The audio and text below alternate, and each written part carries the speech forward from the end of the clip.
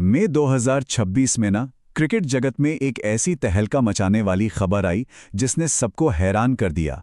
आज के इस विश्लेषण में हम उस ऐतिहासिक घटना को डिकोड करने जा रहे हैं। राजस्थान रॉयल्स का मिड सीजन एक्विजिशन, मतलब आधी लीग के बीच में ही पूरी टीम का बिक जाना, ये अपने आप में बिल्कुल अनोखी बात है। तो चलिए पर्दे के पीछे की इस पूरी कहानी को समझते हैं। सीधे मुद्दे पर आते हैं। आखिर एक चलती हुई लीग के बीच में राजस्थान रॉयल्स जैसी बड़ी टीम को खरीदने की हिम्मत, और सबसे जरूरी बात, इतनी बेहिसाब पूंजी किसके पास थी? अचानक से एक इतनी बड़ी फ्रेंचाइज को टेक ओवर करना कोई मामूली खेल तो है नहीं। तो आखिर वो कौन है जिन्होंने इस मेगा फ्रेंचाइज की बागडोर अपने हाथों में ले ली है? एक शाही घर वापसी, यानी अपनी जड़ों की ओर लौटना।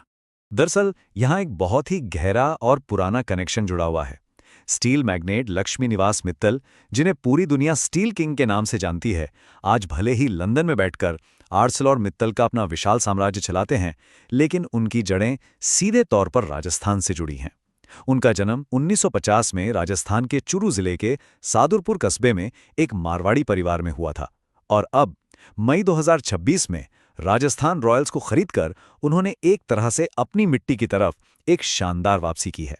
वाकई इसे एक सच्चा होमकमिंग ही कहा जाएगा। अब बात करते हैं इस ऐतिहासिक अधिग्रहण के आकार की, इस सौदे की विशाल कीमत की। मई 2026 की इस ऐतिहासिक डील का ऑफिशियल फिगर सच में दिमाग घुमाने वाला है। $1.65 बिलियन।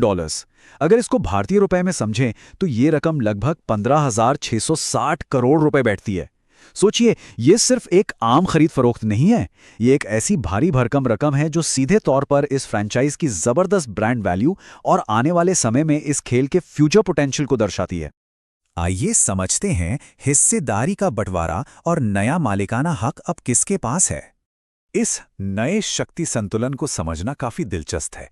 मालिकाना हक का सबसे बड़ा हिस्सा, जो कि पूरे 75% है, अब लक्ष्मी निवास मित्तल और उनके बेटे आदित्य मित्तल के पास है। इसके बाद नाम आता है सीरम इंस्टीट्यूट के सीईओ आदर पूनावाला का, जिन्होंने इस मेगा डील में 18% की एक काफी मजबूत हिस्सेदारी हासिल की है। और आखिर में पुराने मालिकों में से मनोज बदाले ने 7% हिस्सेदारी के साथ बोर्ड में अपनी जगह बरकरार रखी है। यह नया लीडरशिप स्ट्रक्चर अपने आप में बेहद शक्तिशाली लगता है ना? भारतीय नियंत्रण और पिछली बाधाओं को पार करना।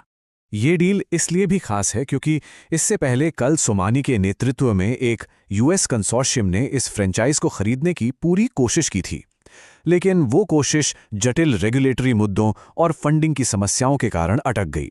वहीं दूसरी ओर मित्तल और पूनावाला के इस नए अलायंस ने मई 2026 में इस डील को बिना किसी रुकावट के अंजाम तक पहुंचा दिया।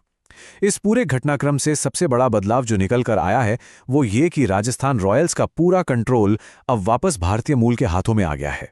वैश्विक रॉयल साम्राज्य, यानी भारत की सीमाओं के बाहर विस्तार। यहां ध्यान देने वाली एक बहुत ही जरूरी बात यह है कि 15,000 करोड़ से ज्यादा की ये डील सिर्फ और सिर्फ एक क्रिकेट टीम के लिए नहीं थी। असल में इस सौदे के जरिए एक पूरे ग्लोबल क्रिकेट एम्पायर पर कब्जा जमाया गया है। भारत की राजस्थान रॉयल्स के अलावा साउथ अफ्रीका की पाल रॉयल्स और कैरेबियन प्रीमियर लीग की बारबाडोस रॉयल्स का मालिकाना हक भी अब इन्हीं नए मालिकों के पास आ गया है। तो ये अब सिर्फ एक आम आईपीएल टीम नहीं, बल्कि एक बेहद विशाल अंतर्राष्ट्रीय पोर्टफोलियो बन चुका है। इस पूरे विश्लेषण के बाद एक बेहद महत्वपूर्ण सवाल हमारे सामने खड़ा होता है।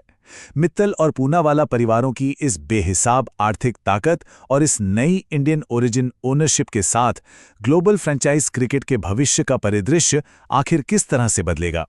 क्या इस विशाल निवेश के बाद अंतर्राष्ट्रीय क्रिकेट में शक्ति का संतुलन हमेशा के लिए बदल जाएगा? ये सच में सोचने वाली बात